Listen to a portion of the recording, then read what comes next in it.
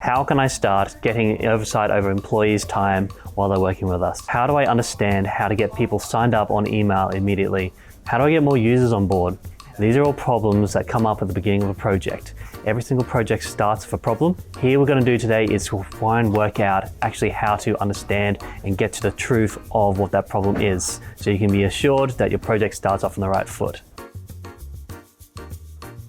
Hi, I'm Isaac. I'm the Creative Director for Codebots, and today we're going to be going over the different ways in which you can formulate a problem statement with your key stakeholders in your project. So we'll be going over the different stages a problem can be at the beginning. We're going over the different types of projects you'll have, and then we'll be going into actually how do you actually define what the problem statement is. Finally, setting out some goals and success criteria so that you know at the end if you've been able to meet that problem statement. Every problem has an overarching idea of how they're trying to solve a problem. Most of the times they'll come with solutions, but the key point is to do at the very beginning of your project is work it back to what the problem is you're trying to solve. Once you figure out what the problem is you're trying to solve, you can actually come up with a lot better solutions. So one of the first things we do is to try and work out what are the different stages that a problem can be at. So the first stage, and usually the early stage, is you've just identified that there is a problem. This is where a lot of customers find themselves kind of looking at. They know they need to solve something, but they need your help to try and work out what that is. The next stage you go through is the explored ones. This is usually the case where they've identified that there is a problem, and they need to start exploring on how they can actually start to solve that one. They've gone into maybe some old business processes, maybe they've attempted to solve it before, but it failed. But they've explored what the problem is and they understand, yes, this is stuff that we actually need to solve. These are some ways in which we can solve it. And the final stage is a very focused problem. At that point, usually everybody knows what the solution will be or what they kind of really plan on it being. A really focused problem statement is one that you can actually go, yes, we all know what we're going to be doing here. We all know how it's going to solve the problem that we started out with. Those are different stages that you can usually find these problems in. For example, one that's on the identified stage might be a case of a lot of our employees aren't signing in at the beginning of a day. We're not sure why, we don't know anything about it, but we just know there is a problem there.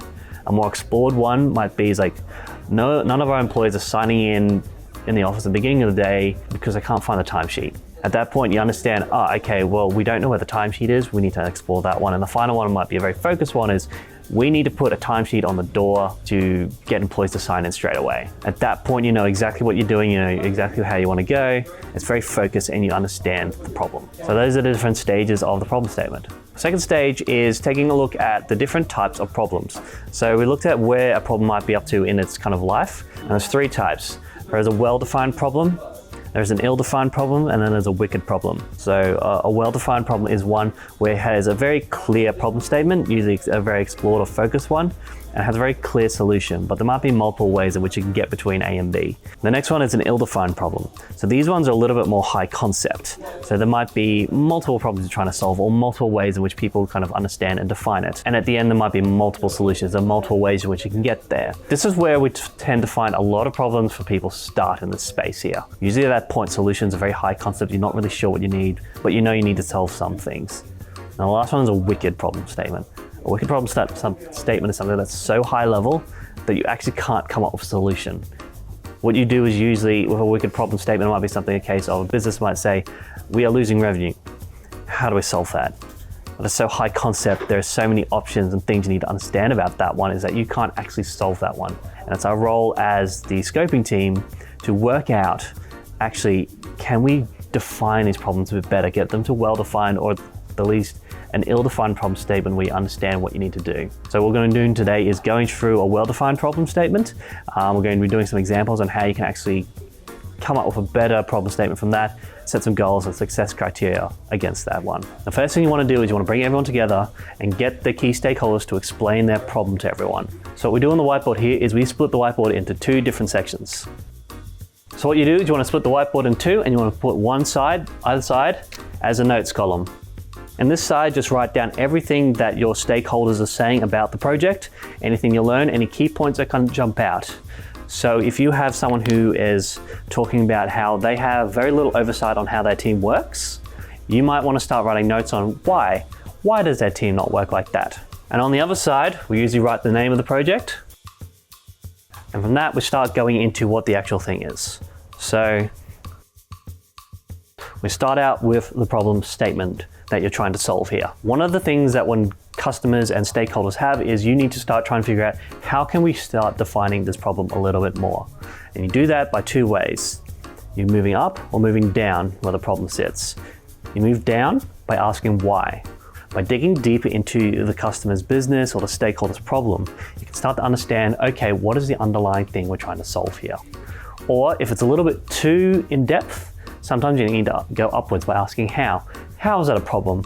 How does it affect your business? How does it affect things other than that? By moving it up and down, you can get to a problem statement which makes more sense for the problem you can solve. Because one of the biggest things with the problem statement is it needs to be something that you can achieve and something that is manageable. Let's say that you as the stakeholder here is a project manager and he has a team that work on billable hours, and currently he's using a spreadsheet to try and solve all that. So he needs a solution that gives him a little bit more oversight. So at this problem statement here, we are looking at how do I gain oversight over my team's tasks? It's a little bit ill-defined. There's a lot of different ways in which you can try to solve this thing. You don't understand why you need to do that or how you want to actually achieve that thing. So we can start boiling that one down. So let's try out a different one. How do I actually track my team's hours without being Big Brother? At that point there, you have a lot more well-defined problem. You understand that you need to be tracking hours of your team without putting too much of a Big Brother vibe on it. And just at this point here, you want to make sure that all the key stakeholders and all the team understand what the problem is, that they're all in agreement and they go, yes, that is the thing that can actually solve my business. So once you're going to agree on that one, you've workshopped it a little bit, you start to actually set down what are the goals of success. So the goals of success are there for your project to actually try and work out, did we succeed in the end? What does success look like? What are the things you actually want to achieve here? So for this problem statement, how do I track my team's hours without being Big Brother? One of the goals is you want to have all the team has buy-in for the product. So the goal of the stakeholder here is they need to make sure that everyone on the team is using it, they're not resisting it, they're not going off and saying, this is not right for us.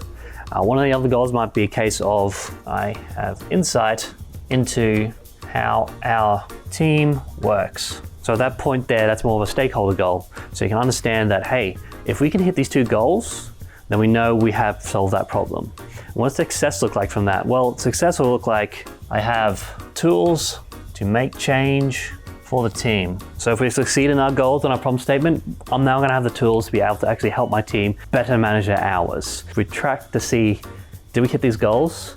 Were we successful? Is the problem statement solved? This is how you can ensure that your project will always be tracking towards solving that one thing that is causing you pain.